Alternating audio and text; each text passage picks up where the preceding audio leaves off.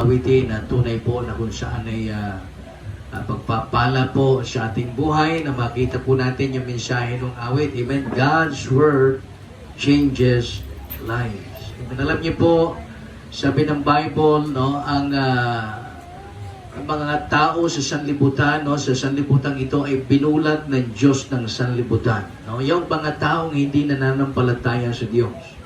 Pero sabi ng Bible, lest the glorious gospel of Christ should shine unto them. No? Sa parang yun, sila ay magkakaroon ng pagbabago ng buhay sapagkat masusumpungan nila ang kaligtasan. At ang kaligtasan ay tanging nasa ating Panginoong Kristo lamang. Amen? Wala nang iba. At kanina ay pinagdiinan natin, no, kung ano ang paraan ng kaligtasan. At ito po ay hindi sa ano pa mang paraan, kundi tanging sa pamamagitan lamang ng ating Panginoong Jesucristo. Amen? At ngayong hapon na ito ay nagpapasalamat tayo sa Panginoon sapagkat ang Diyos ay napakabuti sa atin na tayo po ay patuloy na binibigyan ng kalayaan kagaya nito, no? Na kung saan tayo po ay patuloy na matuto sa kanyang mga salita. Amen? Alam nyo, hindi po lahat ng tao ay kagaya po sa atin, no? Na kung saan ay may pribilehiyo na makapag-aral ng salita ng Diyos. Amen? Nandiyan po ba kayo? No? Kaya sasabihin ko po sa inyo, diretsyan mapalad po tayo. Amen? No, sapagkat tayo po ay nakaunawa sa kahalagahan ng salita ng Diyos. At ngayon ay ating pong pinahahalagahan ang salita ng Diyos sapagkat alam po natin na ito po yung ating standard. Amen? This is our final authority. Amen? No? At yan ang dahilan bakit tayo po ay nananalig, nananampalataya sa salita ng Diyos sapagkat alam po natin na ang Bible ay salita ng Diyos. Amen? Kaya nga tinawag na salita ng Diyos. Ito po ay lahat, no? Lahat ng nakapaloob dito sa Bibliang ito, sa bawat pahina, sa bawat page ng Bible na yan, no?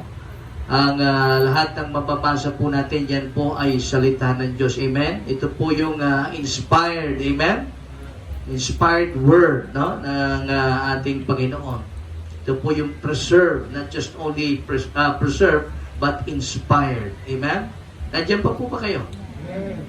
At yan ang bagay na dapat ating pong na-appreciate at binasasalamatan sa Panginoon. Yung hapon ay magpapatuloy po tayo sa ating pag-aaral about the attribute of God.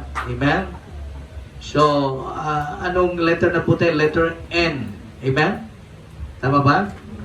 Letter N. L-M-N. Amen?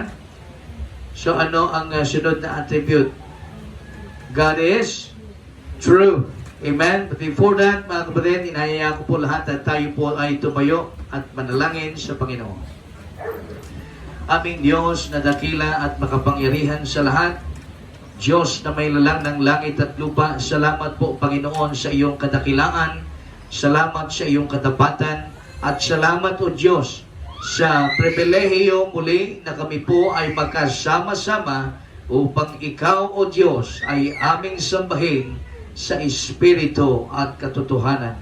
Salamat dakilang Diyos sa patuloy na kalayaan na kami ay makapagnilay, makapagbulay, O Diyos, patuloy na makapagsaliksik, Panginoon, sa iyong mga salita. Lord, we pray na ang bawat mensahe, ang bawat prinsipyo na amin pong matututunan ngayong gabi ay patuloy na siyang aming magamit sa aming buhay bilang isang mananampalataya na kung saan, O Diyos, sa aming pagpapalaot ay aming tunay na kilalanin kung sino ang aming Diyos na pinaglilingkuran. Maraming salamat sa lahat. And Lord, we pray for the guidance and leading of the Holy Spirit today in this afternoon. Maraming salamat at muli ito pong aming dalangin sa pangalan ni Jesus. Amen. Amen. You may be seated. So again, tayo po ay nasa letter N na, no? God is true. Amen? God is true. Anong ibig sabihin? Ang Diyos ay totoo. Amen? Yan po ang isa sa katangian ng Diyos, katotohanan. Alam nyo, sa panahon natin ngayon, maraming tao ang naghahanap ng katotohanan. Subalit, listen, hindi nila masumpungan. Nandiyan po ba kayo? Kaya alam nyo, mapalad po tayo sapagkat tayo ay nakasumpong ng katotohanan. Maraming tao hanggang ngayon, hinahanap pa rin nila, pero hindi nila masumpungan yung katotohanan hinahanap nila. You know why? Dahil sabi ng Bible, that in whom the God of this world hath blinded the minds of them which believe not. Kaya hindi nila masumpungan. No, hindi nila matagpuan ang katotohanan. Samantalang napakaliwanag ng salita ng Diyos, iisa lang ang katotohanan. Amen? In John 14:6, ipinagdiinan ng ating Panginoon Jesucristo, and He claimed, He said, I am the way, amen, the truth, and the life. Amen? No man cometh unto the Father, but by me, sabi ni Jesus Christ. So meaning, no, ang isa sa katangian ng Diyos, mga kapatid, na maliwanag na ating pong makikita sa gabing ito ay yung katotohanan. Amen? He is true. Amen? He is the true God. Are you with me? Siya ang tunay. Siya ang totoong Diyos. Kung kaya, mga kapatid, mahalaga na maunawaan natin na kung meron mang tunay na batayan pagdating sa katotohanan, wala po tayong ibang pagbabatayan kundi ang ating Diyos at ang kanyang salita. Amen? No, hindi natin kailangan tumingin sa Facebook, sa social media, o sa anumang website sa Google. Amen? Ang tunay na batayan, mga kapatid, ng katotohanan, walang iba kundi ang salita ng Diyos. At kung nais mo na namasumpungan ang katotohanan, hindi ka na lalayo. Narito ang katotohanan. Amen? Sapagkat ang Diyos ang katotohanan. Para patunayan ang mga bagay na yan, ay merong ilang mga talata na tayo bubuksan. In Titus chapter 1, verses 1 and 2. We believe, mga kapatid, na ang Biblia, ang salita ng Diyos, ay totoo. Amen? At ito po ay, sabi nga, it is inerrant. No? It is infallible. Ibig sabihin, hindi po pwedeng ito'y magkamali. Amen? Ito po'y perfecto sapagkat ito ay salita ng Diyos. Tayo pwede magkamali, pero uulitin ko, ang salita ng Diyos ay hindi po pwedeng magkamali. Amen? Now, ano po ang sabi ng Bible tungkol sa katotohanan na nasa Diyos? In Titus chapter 1, verse 1 and 2, nandiyan na po ang lahat. Ano po ang sabi? In verse 1, sabi ng Bible, For a servant of God and an apostle of Jesus Christ, according to the faith of God's elect, and then acknowledging of what? The truth, which is after godliness, in hope of eternal life, which God that cannot lie, amen, promised before the world began. Amen, church? Nakita po natin na mismong ang Bible, ang salita ng Diyos, ang siyang nagpapatotoo sa atin. Amen? Ayan, maliwanag na sinasabi ni Apostle Paul, kanyang pinatototohanan. Amen? No, sa kanyang anak sa pananampalataya na si Titus, at kanyang sinasabi diyan sa verse 1 and 2. Amen? According to Titus chapter 1, nasabi yan, in hope of eternal life, which God that cannot lie. Amen?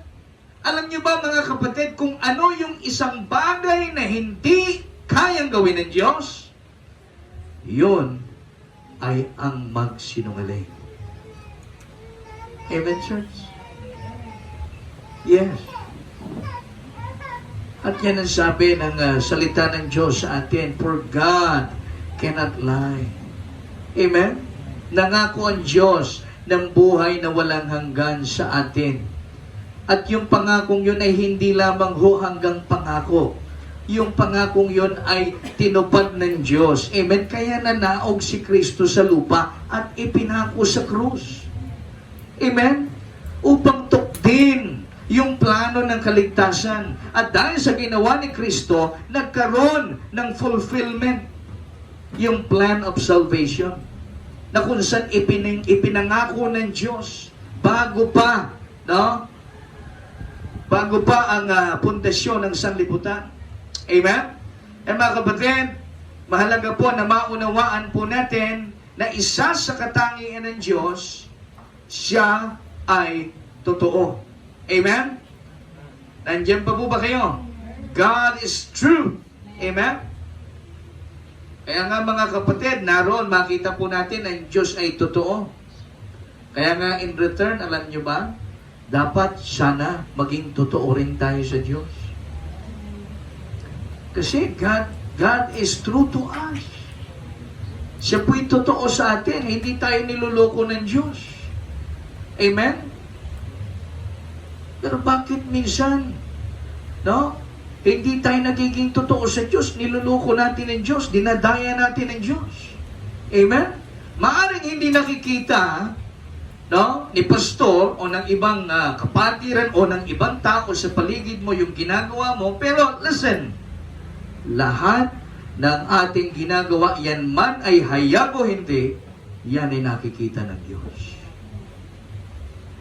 Amen? At dapat mong malaman, kapatid, na ang Diyos ay Diyos ng katotohanan. At bilang siya ay Diyos ng katotohanan, ikaw na nagsasabing totoo kang ligtas, dapat maging totoo ka rin sa Diyos. Amen? Nandiyan pa po ba kayo, mga kapatid? Diba? Same thing yan sa sinabi ng Panginoon Amen? Sa isang attribute niya. Ano sabi niya? I am holy. Amen? Ano sabi nun? Be ye what? Holy, for I am your God. I am holy. Amen? At ganun din ang nais ng Diyos. Sabi niya, ako ang katotohanan. At nais ko na kayo bilang aking mga hinirang, kayo bilang aking mga anak, ay masumpungan din sa inyo ang katotohanan. Sapagkat ako ay katotohanan. I am the way, the truth, and the life. Kaya mga kapatid, blessing po na ang bagay na ito ay hindi naging lingid sa atin. Kundi bagkos ang Diyos ay nireveal niya ang mga bagay na ito sa atin sa pamamagitan ng kanyang mga salita. Bagay na dapat nating pasalamatan sa Panginoon. Amen? And not just only that, in John chapter 17, verse 3, buksan po natin. Isulat niyo po yung mga verses na yan. Yan po ay tiyak na makakatulong sa ating pong pagbubulay-bulay sa ating mga sarili sa harap ng Diyos. Amen? John chapter 17,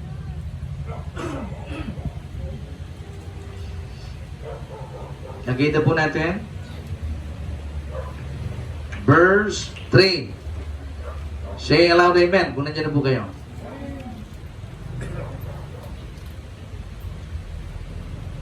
Okay, again, John chapter 17, verse 3. Ano sabi diyan? And this is what? This is life eternal. Amen? That they might know thee, what? The only, take note of this, the only true God. Amen? Again, the only true God, and Jesus Christ, whom thou hast sent. Amen, church? Sino ang katotohanan? Sino ang tangi at nag-iisang katotohanan? Ang Diyos. Amen? Kaya nga po, sinasabi ko sa inyo kanina pa, na wala tayong ibang batayan ng katotohanan, kundi tanging ang Diyos lamang at wala ng iba. Amen? Pagdating sa katotohanan, wala po tayong ibang pagbabatayan, kundi ang salita ng Diyos. Amen? Sapagkat ang Diyos ang katotohanan. Amen? At yan po ang bagay na sana ay nagiging maliwanag po sa atin ayon sa katangian ng Diyos na ito. Amen? God is true. Amen? And just only that in 1 Thessalonians chapter 1, verse 9. 1 Thessalonians chapter 1, verse 9.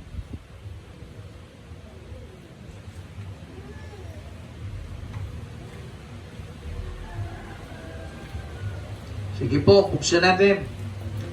Yan. Verse 9. Nandiyan na po kayo? Ano po ang sabi ng verse 9? Ayon kay Apostle Paul. Sabi diyan, for they themselves what? Shew, amen, of us. What manner of entering in we had unto you. Yan ang sabi ni Pablo, amen? Kasunod po tayo. And how he turned, kanino? Sa Diyos. Take note of that.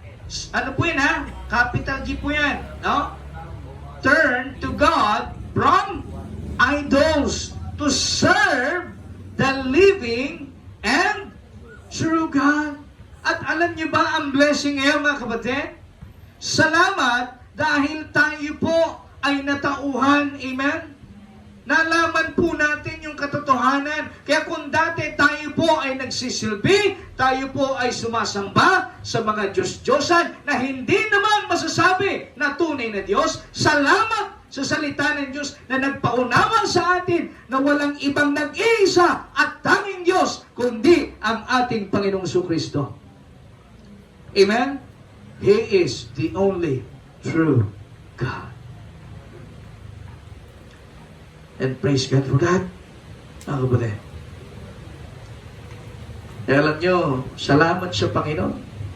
Alam ko, marami sa atin na marami sa atin ang mahabang panahon ang inalipin, no, ng ganitong paniniwala. But again, praise God dahil ang salita ng Diyos ay naunawaan po natin na may ginamit ang Panginoon upang i-share sa atin ang gospel at nung tayo maligtas, nagturo ang church, itinuro ang salita ng Diyos sa atin at dahil doon, naunawaan natin ang katotohanan at naunawaan natin kung sino ang tunay at totoong Diyos. At yan po ang isang pagpapala na masasabi po natin, no? Na kung saan ay ating pong nakamtan, buhat sa Diyos. Amen? No? In Romans chapter 3, verse 4. Again, Romans chapter 3, verse 4. No? Open your Bible, please. Romans chapter 3, verse 4.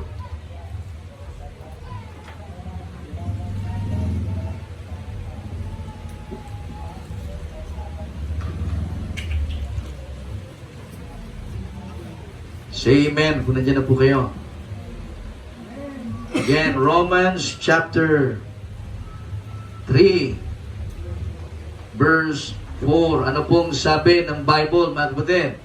In verse 4, sabi diyan, God forbid, yea, let God be what? Be true, and what? But every man a liar. Amen? As it is written, listen, take note of this, that thou mightest be justified in thy sayings and mightest overcome when thou art judged. See that? Nakita po natin mga kapatid, napakaliwanag po niya. Amen? Now we see, mga kapatid, sa talatang yan, na pinatototohanan ng salita ng Diyos na walang ibang totoo. Amen? Kundi tanging ang Diyos lamang. Tayo na mga tao, tayo ay isang bulaan. Amen?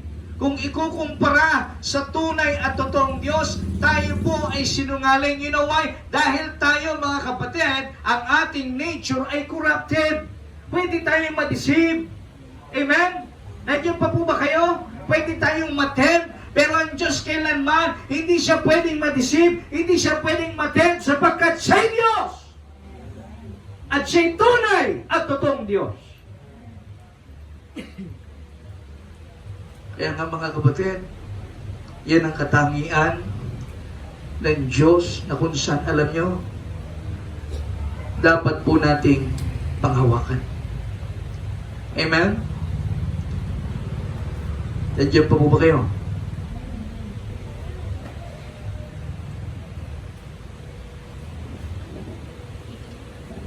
Sabi ng ating pag-aaral,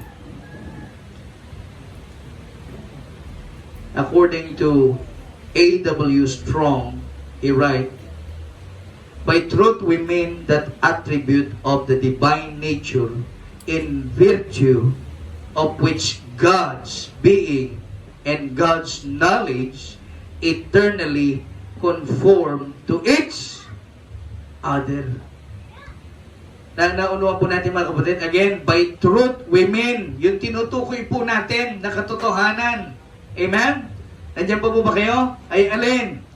E sabi yan, by truth we mean that attribute of the divine nature in virtue of which God's being and God's knowledge eternally conform to each other. Amen? At sino lamang ang may nature na ganyan? Walang iba kundi tanging ang Diyos. Amen? Because He is God. Amen? Pero tayo, hindi pwedeng magkaroon tayo ng ganitong klase ng katangian. Hindi tayo pwedeng magkaroon ng ganitong nature. Mga kapatid, kahit na sabihin natin, oo, tayo ligtas, tayo naging Kristiyano. Pero remember mga kapatid, no, hindi ibig sabihin na naging Kristiyano ka, perfecto ka na. Pero ang Diyos, siya'y perfecto. No? At hindi po siya nagkakamali. At siya lamang ang nag-iisang mayroong katangian, no, ng pagiging totoo. So, kaya nga sabi, di ba, yung ating binasa sa Romans chapter 3 verse 4, God forbid, yea, let God be true, but every man a liar. Amen? This truth, therefore, anything factual about God, that child of God may well say, I speak or serve the truth, but only, take note of this, but only the Son of God can say, I am the truth. Amen? Tayo bilang tao, bilang Kristiyano, pwede nating sabihin, ako ay naglilingkod sa katotohanan. Ako ay lumalakad ng ayon sa katotohanan. Pero hindi natin pwedeng sabihin na tayo ang katotohanan. Amen? Tanging ang anak lamang ng Diyos, tanging ang Panginoong Kristo lamang ang makapagsasabi na siya ang katotohanan. At hindi po tayo. Amen, church? No? Kaya nga po, yan ang prinsipyo, mga kapatid, na nais ng Diyos na dapat ay ating panghawakan. Amen? Sa ating pong pananampalataya. Sapagkat ang dyablo, mga kapatid, ay napakatalino. Amen? Kung hindi tayo magiging aware sa bagay na ito, pwede tayong madaya ng kaaway. Amen? Yung katotohanan ng Diyos ay kayang-kayang itwist ng kaaway at gawin itong mukhang totoo. Nandiyan pa po ba kayo? Are you still with me? Oh, parang sa Bible lang yun eh. Amen? O, ang tanong ko sa inyo, meron akong katanungan. Di ba isang church lang ang tinatag ng Diyos? Hello? Nandiyan pa po ba kayo? Pero bakit ngayon ang daming churches? Ha? bakit ngayon ang daming simbahan at lahat sila nagsasabi na sila ang totoo?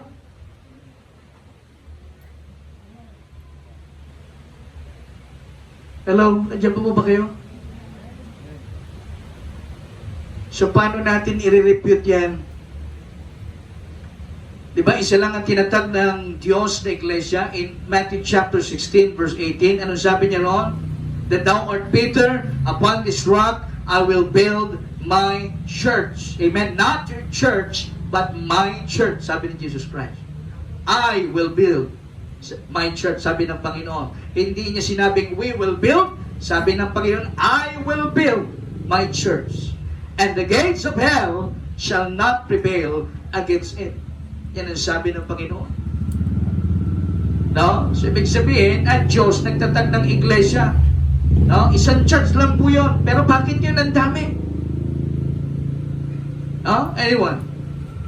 Bakit yun ang dami?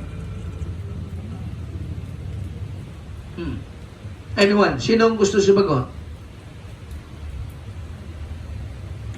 Sige. Dahil ano tayo eh? Doctrine class tayo ngayon eh. Sige, pwede kayong magtanong. Magano. Taas ang kamay. Anyone?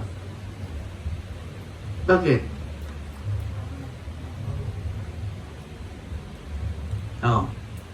Sinong malakas ang loob?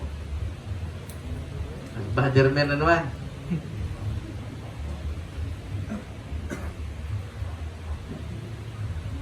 Bakit maraming churches ngayon?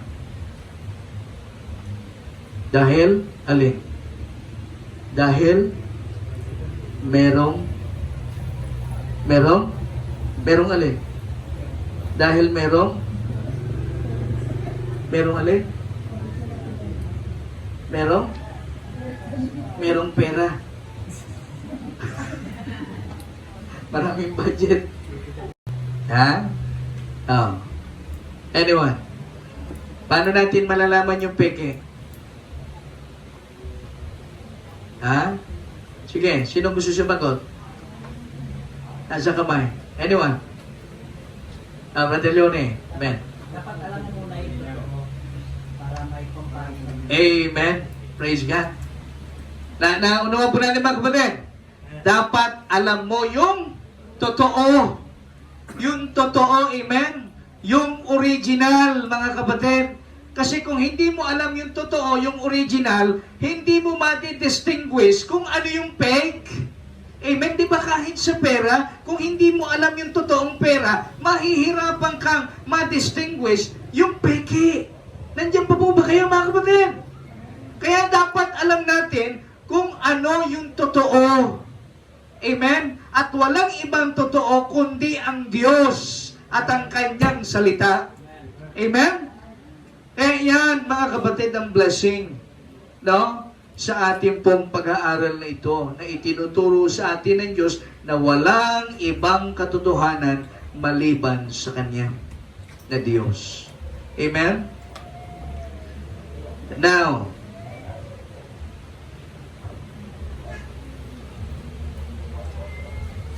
sabi ng ating pag-aaral about truth. Now, listen.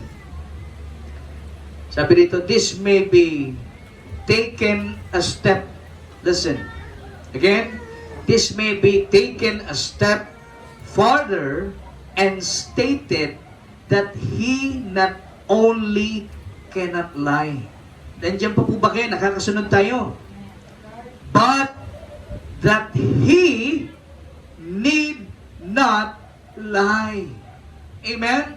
Again, this may be taken a step farther and stated that he not only cannot lie, but that he need not lie. Amen? You know why? A lie is almost always resorted to by human beings. Amen? Nauunawaan po natin to get out of a tight spot. So, anong dahilan? Bakit tao, no, ang sinasabi rito? Bakit tao lamang ang may kakayanang gumawa ng pagsisinungaling at hindi ang Diyos? No? Bakit? Ito yung mga dahilan, no? To what? To get out of a tight spot, to impress someone, di ba? Ganyan minsan eh. No? para lang ma-impress natin yung taong gusto natin ma-impress. Minsan, no? Sasabihin natin, meron tayong ganito kahit wala naman. Di ba? Oh. So, ako'y may lupa rin ako eh. Oh, dun sa Mendez. Oh, 1 hektarya. 10 hektarya pala, 10 hektarya. No? Pero pag dumating yung may-ari, hindi na ako may-ari. Medyo ba kayo? No? Magsisinungaling minsan ng tao para alin? Para ma-impress ang iba. No? And what? And to gain an advantage. Etc. Maraming dahilan minsan bakit nagsisinungaling ang tao. But, tingnan na this. The Almighty God never finds, tingnan na this, never finds Himself in any of these situations. Amen? Anong ibig sabihin? Hindi kailangang patunayan ng Diyos ang kanyang sarili, amen, sa anumang mga bagay, sapagkat siya ang perpektong batayan ng katotohanan. At siya ang katotohanan. Kaya hindi kailangang patunayan ng Diyos ang kanyang sarili, because He is the truth. Amen? He is our standard. Amen? Pagdating doon sa tinatawag na katotohanan. Amen, church? No? Kaya nga po, mga kapatid, blessing po yan, no? Na ang bagay na yan, sa bagay na yan, tayo po ay lalong lumalalim. Amen? Tayo po ay lalong natututo. Amen? Nandiyan po ba kayo? Oh, see? Kaya kung ikaw nasa bahay lang, nagmumukmuk ka roon, nanonood ka ng TV o nagpe-Facebook ka ng social media, maririnig mo ba, mauunawaan mo ba, matututunan mo ba ang tungkol sa mga bagay ngayon na sinasabi ng salita ng Diyos? Letter O. Amen? Letter O. God is faithful. Amen? Isa sa katangian ng Diyos, mga kapatid, bilang Diyos, ay yung kanyang pagiging matapat. Amen? At para patunayan ng bagay na yan, meron pong ilang talata dito sa Biblia na magsasabi sa atin, no, tungkol sa pagiging matapat ng Diyos, no, bilang Diyos. Amen? In Deuteronomy chapter 7 verse 9, buksan po natin, Deuteronomy chapter 7 verse 9.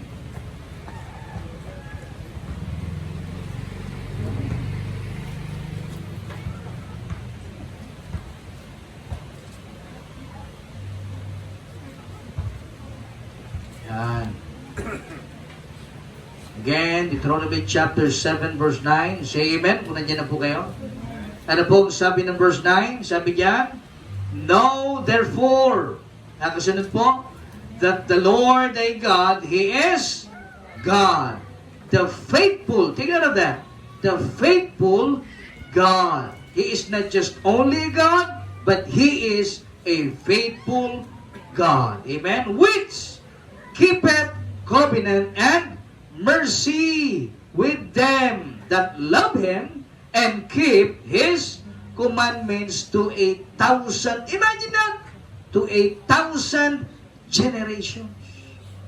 Amen? Ako'y naniniwala hindi lamang sa 1,000 henerasyon na lumipas, kundi hanggang ngayon, ang Diyos ay matapat sa atin. Amen? Nandiyan pa po ba kayo? At tayo ang makapagsasabi niyan, mga kapatid, sa ating mga sarili na ang Diyos ay matapat sa ating buhay. Amen? Bagamat tayo ay hindi matapat sa Diyos. Ang Diyos ay nananatiling matapat sa atin at hindi siya nagbabago. Amen, church?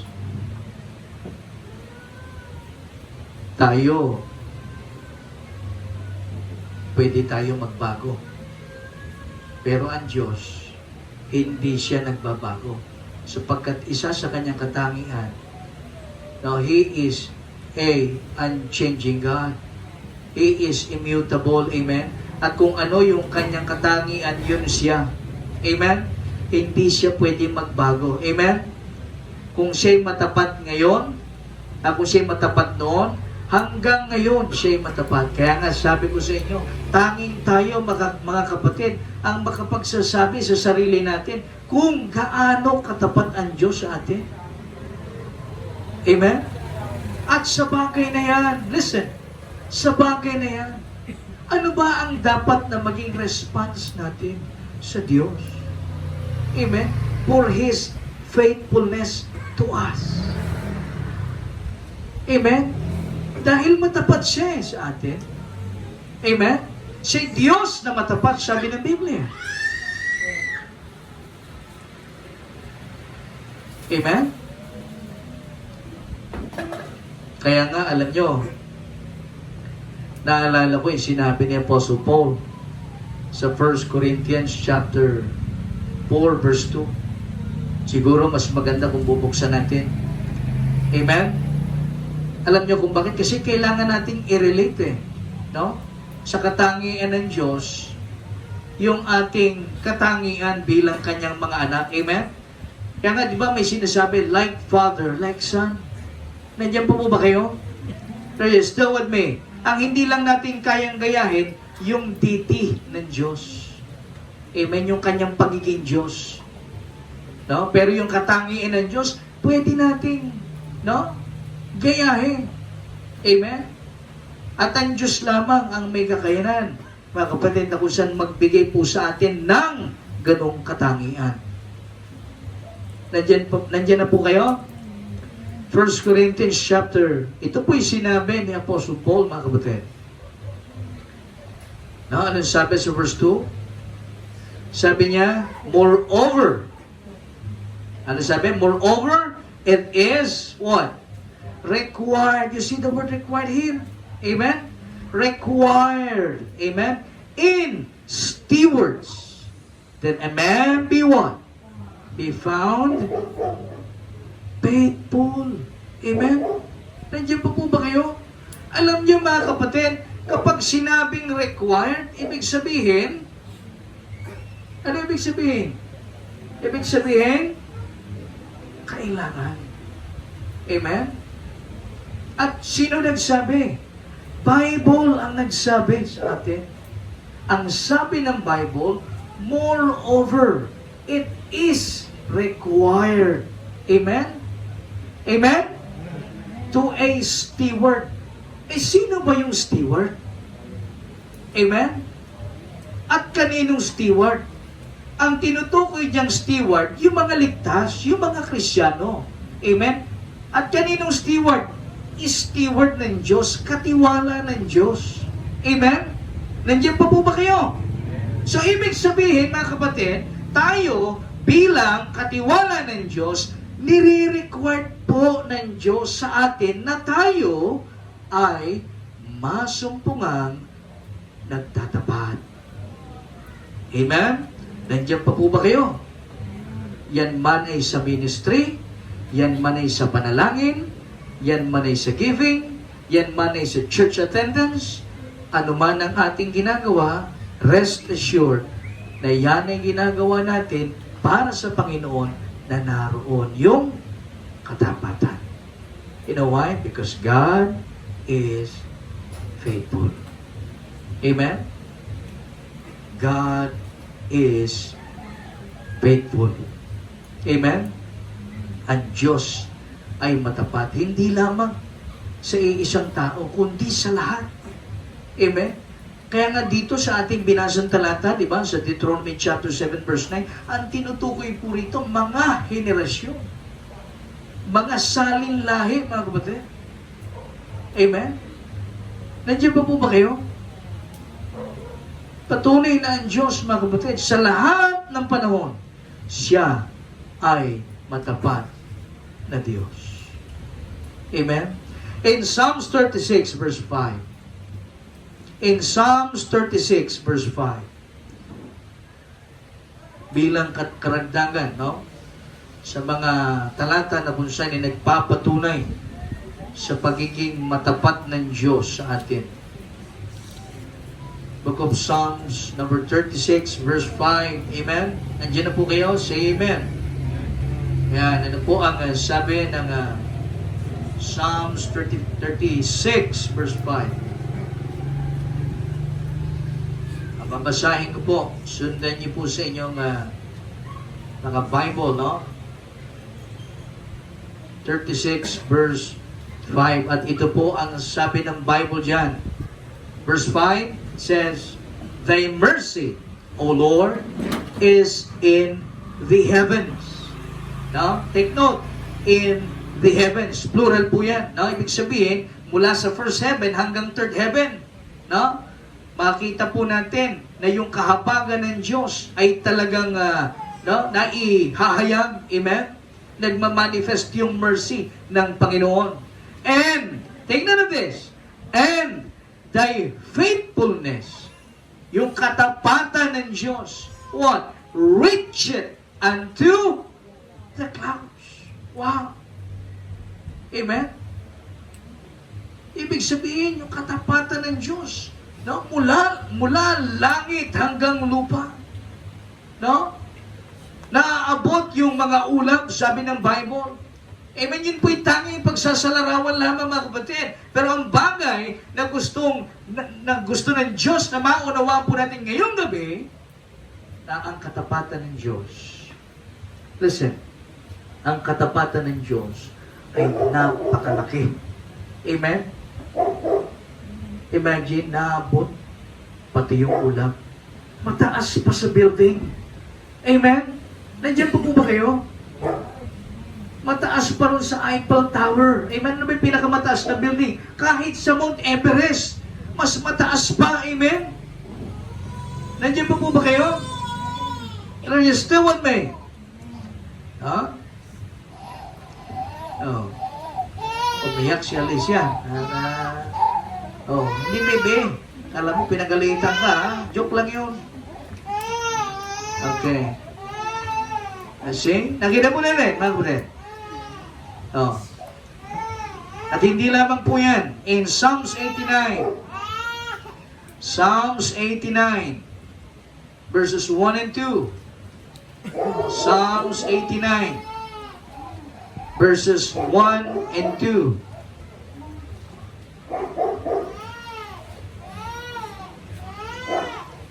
Nakita po natin? Yan. Ano pong sabi ng verse 1? Sabi niyan, follow me. Verse 1, I will sing of the mercies.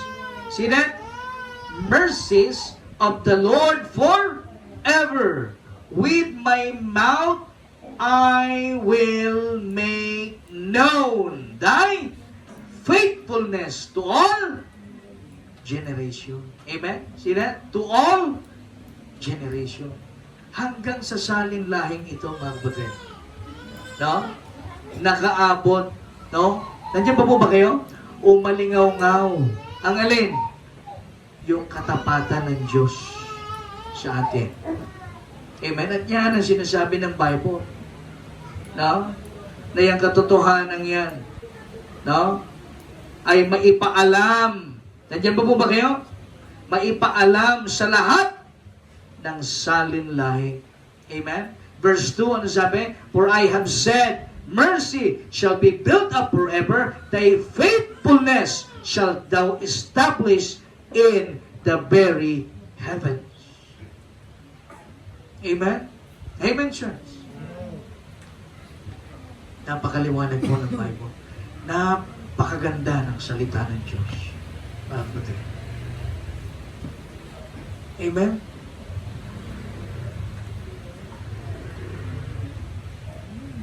Yan sana sa bagay niya, mga kapatid, nawa ay maging hamon po sa atin ang bagay niya.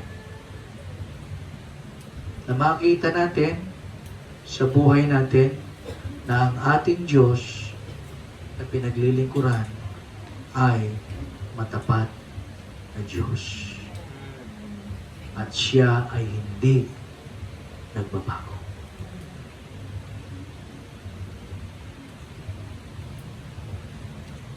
Kaya totoo yung sabi ng Bible, no? Yung sinabi dyan sa huling verse na binasa natin, amen, in verse 1. With my mouth, amen, sabi ng psalmist, with my mouth, amen, will I make known thy faithfulness to all generations. And until now, pinagsisigawan pa rin natin, amen, ang katapatang iyan ng Diyos. At darating pa ang susunod na salinlay kung meron pa man, kung hindi pa babalik ang Diyos. Ang katotohanan